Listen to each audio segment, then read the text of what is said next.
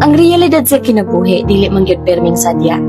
Dili permitang wala ra kaayo problema. Dili perming okay. At some point, maabot gyud ta sa kakapoy.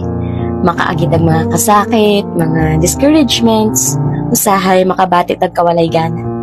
Kung maabot ka sa mga low points sa life, or maybe naakaaning sitwasyon na karon, di man nga kana temporaryo ra, o kitang tanan, moagi man anang mga dapita.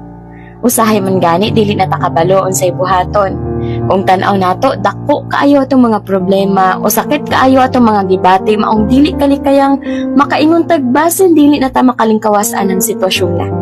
Pero kanunay huna-hunaa, nga kanang tanan, temporaryo ra, makaya nimo bisan lisod.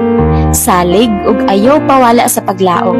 Nga sunod adlaw o basin puhon, ikaw magmalampuson.